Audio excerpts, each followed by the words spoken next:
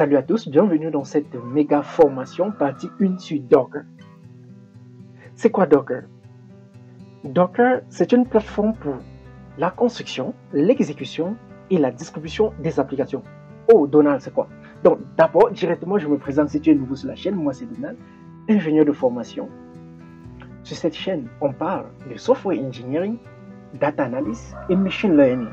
Si l'un de ces domaines t'intéresse, alors je t'invite à faire deux choses. La première, c'est de t'abonner. Et la deuxième, c'est d'activer la cloche de notification pour être notifié chaque fois que je publie une nouvelle vidéo. Et pour dire, ceci n'est que la première partie de Docker. Donc, si tu veux être au courant de la deuxième partie, alors abonne-toi et active ce bouton de notification. Et aussi, j'ai remarqué que beaucoup d'entre vous ne likent pas les vidéos, pourtant vous regardez jusqu'à la fin parce que je vois les statistiques. Alors, généralement, c'est parce que je ne vous demande pas sûrement. N'hésitez pas alors à liker. Super. Donc, c'est quoi Docker? Je suis sûr que si tu es dans le monde des applications, du développement des applications, tu as entendu parler de Docker. Mais vraiment, c'est quoi Docker? Donc, comme je le disais à l'intro, Docker, c'est une plateforme pour la construction, l'exécution et la distribution des applications. Maintenant, quand on parle de Docker, on va souvent entendre parler des conteneurs. Ok. Les conteneurs Docker, c'est quoi réellement? Je vais vous donner une petite histoire pour qu'on puisse comprendre déjà c'est quoi Docker. Pourquoi avons-nous besoin de Docker? Donc, je vous donne déjà cette histoire. Quand nous étions au niveau 2, avec mes camarades de classe, on développait une application pour l'école en fait. Moi, qui était le chef du projet, si on peut dire ainsi, le manager du projet, j'ai mis la structure du projet et j'utilisais un système d'exploitation Linux. Ce qui fait que j'avais des dépendances ou des librairies qui fonctionnaient uniquement sur Linux, comme la librairie HTML to PDF que j'avais installée sur ma machine. Elle est différente sur Windows. Ça veut dire le code que j'avais écrit pour générer le PDF fonctionne donc uniquement sur Linux. Pourtant, dans l'équipe, il y avait beaucoup d'autres étudiants qui avaient des systèmes d'exploitation Windows. Oh, c'était chiant parce qu'on utilisait GitHub. Donc, quand je pousse le code sur GitHub, eux, ils doivent pouler le code. Et là, ils sont obligés de modifier mon code de génération de PDF pour pouvoir générer le PDF chez eux. À un moment, c'était chiant. Qu'est-ce qu'on a fait? Tout bêtement, voilà, des étudiants du niveau 2 trop bêtes, on va dire ainsi. On a donc écrit le code pour générer sur Windows et le code pour générer sur Linux et commenter les deux. Donc, quand tu poules le code, tu décommentes la partie qui fonctionne sur ton système. C'était pas mal, ça fonctionnait et on a hébergé l'application et l'application fonctionne jusqu'aujourd'hui. Mais après des années, on se rend compte qu'on était bête. Ok? Parce qu'on ne s'était pas posé des questions si des gens avaient déjà rencontré ce problème. C'est après quelques années qu'on découvre Docker. Docker, en fait, quand tu développes une application et que tu utilises Docker, tu enveloppes toutes les dépendances que tu as utilisées. Et quand un autre développeur arrive sur l'application, tu sais ce que tu fais?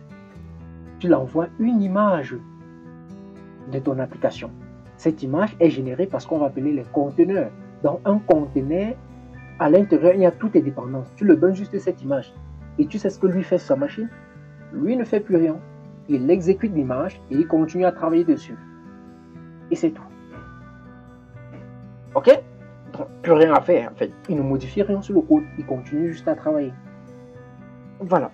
Donc, c'est un peu ça, ce problème qui fait appel à Docker. Donc, imaginez que tu as ce problème vraiment sur une grosse application. Alors là, tu vois que c'est sérieux, n'est-ce pas? C'est sérieux. Là, nous, on avait juste un problème avec une seule dépendance. Mais imagine, on peut avoir des problèmes, si c'est vraiment une grosse application, on peut avoir un problème avec énormément de librairies. Nous, notre application, c'était juste une application pour programmer les cours. Mais, imagine que c'est une application comme peut-être, comme YouTube. Ok, il peut avoir énormément de dépendances. Voilà. Maintenant, pourquoi avons-nous besoin de Docker? Déjà, quand je développe une application sur un système d'exploitation, sur l'autre système d'exploitation, si on veut exécuter cette application, il peut avoir des fichiers manquants ou absents. Mais Docker résout ce problème. l'incompatibilité des versions du logiciel. Peut-être que j'ai utilisé dans mon application Django version 3 et lui, il installe plutôt Django version 2 ou bien 4. Et là, il y a certaines fonctions qui n'arrivent plus à s'exécuter. Là, on résout ce problème. Paramètres de configuration différents. Donc, moi, en développant, j'avais certains paramètres. Lui, en configurant sa machine, il configure avec d'autres paramètres. Vous voyez que c'est un souci, n'est-ce pas? Maintenant, qu'est-ce qu'un conteneur? Ok, c'est quoi vraiment un conteneur? Un conteneur, ici, est un environnement isolé pour exécuter une application. On va généralement parler de Dockerfile. Un conteneur, comme vous pouvez voir à l'écran, est un package de logiciels qui contient tout ce dont vous avez besoin pour exécuter une application. Donc, toutes les dépendances, y compris les bibliothèques, les dépendances et le code source. Le tout est écrit dans un fichier nommé Dockerfile. Retiens cela, n'est-ce pas? Maintenant, c'est quoi l'image Docker? Les images Docker sont des instances des conteneurs, ok, qui permettent de partager, de réutiliser les applications et les services développés. Ok, quand je parle d'instance, tu comprends. C'est quoi le Docker Hub? Docker Hub est un registre de conteneurs Docker public qui permet de trouver, de partager et de télécharger des conteneurs préconstruits pour une utilisation immédiate. Ça veut dire, je développe mon application sur Docker, je crée donc un conteneur, ok, je développe mon application avec Docker, je crée un conteneur, je génère une image, je push cette image sur Docker Web et je te donne le lien et les accès par exemple pour avoir ça. Ok, ou je laisse public, donc tu peux aller là-bas, tu récupères l'image, tu exécutes chez toi, tu modifies et tu peux encore repusher. D'accord? Maintenant, une des questions qui arrive souvent que mes données, ça veut dire que les conteneurs sont comme les machines virtuelles. Non, pas vraiment. C'est quoi alors une machine virtuelle? Une machine virtuelle est une abstraction d'une machine physique. Donc quand on dit une machine virtuelle, par exemple, j'ai un Dell ici que j'utilise pour faire cette vidéo, n'est-ce pas? Je peux entrer dans cette machine Dell et je crée d'autres machines virtuelles. Ok. Ok, donc des machines virtuelles, donc qui est juste une représentation de la machine physique. Dans une machine physique, je peux créer énormément de machines virtuelles, mais il y a un problème. C'est que chaque machine virtuelle a besoin d'un système d'exploitation complet. Ce qui fait que l'exécution d'une machine virtuelle, elle est lente. La configuration d'une machine virtuelle n'est pas facile, je vous rassure. Et c'est pas facile, non, pas du tout. Maintenant, il y a l'utilisation intensive des machines virtuelles, des ressources par les machines virtuelles. Parce que quand tu as une machine, tu as par exemple 3 machines virtuelles dans ta machine, toutes ces 3 machines virtuelles vont utiliser ta RAM physique, ton processeur physique, ton disque dur physique, etc. Mais chaque machine virtuelle aura son propre système d'exploitation. Tu peux avoir une machine avec Linux, l'autre 2 machines avec Windows. Mais le problème, c'est que comme ils utilisent, ces machines utilisent ta RAM physique, ton disque dur physique, donc tes ressources matérielles physiques, tu es limité sur le nombre de machines que tu peux créer. Ah oui, tu es limité. Donc c'est pour ça que les conteneurs viennent résoudre ce problème des machines virtuelles. Maintenant, pour les machines virtuelles, pour vous donner un peu plus d'informations sur les machines virtuelles, chaque machine virtuelle utilise son propre système d'exploitation grâce à des hyperviseurs tels que... Bon, déjà, c'est quoi hyperviseur? Bon, donnant ça, c'est un cours de computer science.